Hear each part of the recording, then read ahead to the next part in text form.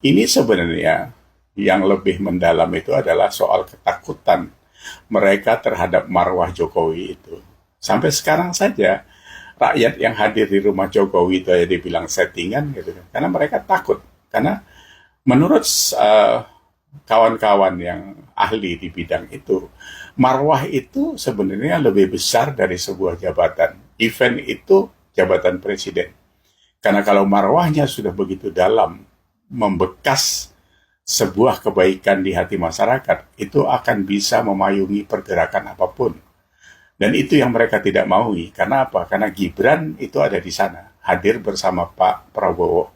Maka dia dianggap bisa meneruskan cita-cita luhur dari Pak Jokowi menjadikan Indonesia sebuah negara maju yang pondasinya sudah diletakkan oleh Pak Jokowi.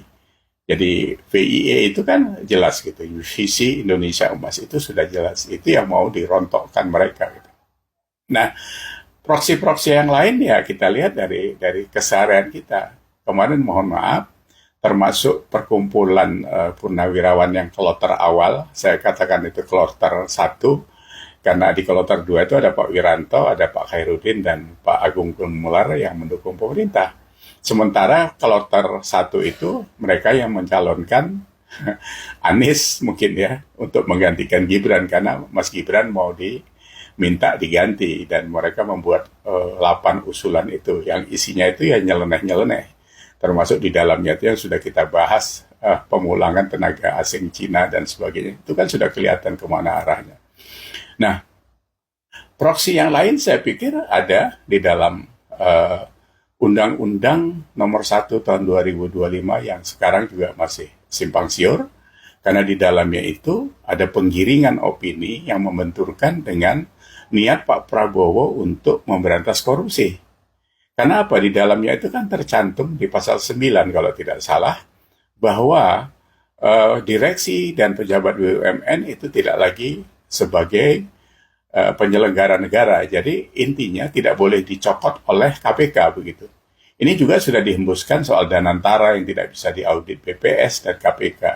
Nah ini sebenarnya menjadi kontraproduktif dan bisa dibenturkan dengan rencana besar Pak Prabowo untuk memberantas korupsi itu. Walaupun sampai hari ini undang-undang perampasan aset itu tidak bisa atau belum dirilis. Nah tadi lebih juga mengganggu karena Pak Yusril mengatakan itu tidak urgent gitu. Nah, gimana tidak urgent?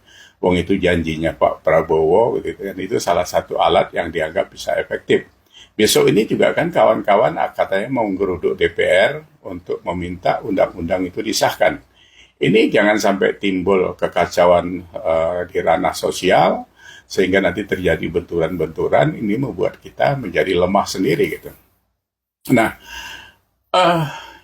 pemberantasan korupsi khususnya salah satu program yang dicanangkan oleh Pak Prabowo ini sebenarnya tidak harus sesegera mungkin bisa diatasi karena memang cukup luas Indonesia ini dan cukup lama kita mengalami hal-hal ini yang kita anggap sudah sebagai budaya baru.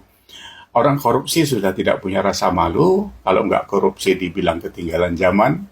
Jadi itu sudah menjadi terbiasa gitu. Padahal ini adalah perbuatan tercela dan menyakiti hati rakyat Indonesia.